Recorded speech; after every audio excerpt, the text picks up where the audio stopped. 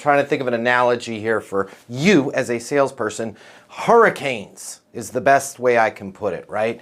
Yeah, they suck, okay? But yes, when it comes to hurricanes, we have warning. We know they're coming. What am I talking about in terms of hurricanes? I'm talking about price reduction requests and how you respond to them. These are not car crashes, guys. These are not earthquakes. They're freaking hurricanes. Like, you can see them coming a month away. You know there's a season for them. We've got Doppler and all this other stuff. One of our guys that saw one coming, the amazing KT, Chris, he saw one coming with his deal in Paris, his deal in France. If you guys, I think it was Tuesday, Chris was like, I got a feeling. My Doppler radar is going off. There's a giant red circular thing, a freaking hurricane headed my way. In the form of, Chris, we're really excited about the partnership. I think if I remember the email correctly, we're really excited about the partnership. We really think I can't do a French accent. We've really got some synergies going. I don't know. I said that was horrible. That wasn't even a good French accent. But the folks from France were like super excited, as all of our prospects always are. And then they throw in that little bit of line. Hey, want to talk about something? You got time to talk? And Chris was like, I think they're going to want to beat me up on my price. And I said to Chris, what did I say on Tuesday? I'm like, Chris, go into your negotiation course, right? I feel like your Doppler is you're going to get hit with a, hey, lower your price, and look at your PRRs, right? Create a sheet. Boom, there it is, guys. It's right there in your portal. You guys can make your own sheet. Might be a good idea, if you haven't already done this, to fill this stuff out. Why? Chris is pointing at his right there. Hurricane season happens all the time. And it's not June, July, September. It's with most of our deals. Okay, so I told Chris, be prepared. Things like, we discussed and I think in Chris's case, it was a week before. Hey, we discussed the pricing about 9 days ago. What's changed?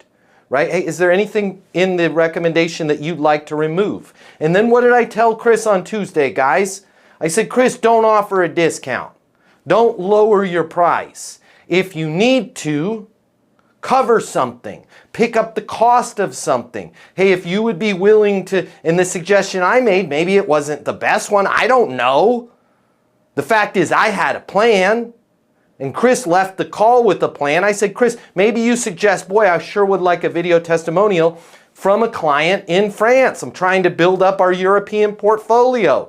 If you could agree to take your phone pointed at your face and give me a testimonial, ideally both in English and French, that would be worth X amount of money for me, and I'd be willing to cover that amount in the deal. I don't know. Chris, I have a feeling you got hit with a price reduction request. Can you walk us through? Was this chart helpful for you? Did you build something like this? What happened, Chris? Yeah, absolutely. So I went through it. So yeah, I'll just fast forward to the end. So I charge $5,000 a month retainer, but they wanted me to go to Japan in November for a 3-day conference. So I had charged extra for that, and it was for 2 consultants. I have a Japanese partner. So basically they said, when the call started, hey, I'm excited to work with you. I'm like, what's up? I did all the listening, and they made the offer. And then the offer was, well, we want to work with you. We want to start in September, but in November, we have an issue with the per diem for 2 consultants. So can we just have 1 consultant? Which is actually what I wanted. So you allowed them to just go to Japan. Perfect. And you held your ground and you stayed cool, calm, and collected. Yeah. And by the way, guys, when you have all this stuff in front of you and ready to go, which by the way, you were probably ready with a PRR number 1, a number 2, a number 3. When you're cool, calm, and collected, and you're not flustered, you allow the other chess player to make a move, right? And They just basically made the move you needed them to make, and you didn't have to have that strategy. I think the whole thing boiled down to, if I had to say it, Chris, you were freaking prepared, and you went into that call confident, right? And I'm telling you, they can smell it. And if you weren't confident, you guys would have probably arrived at the exact same place, one consultant, but then they would have probably smelled it that you were a little bit shaky, you were a little bit not confident, and they would have probably started to attack you on your price.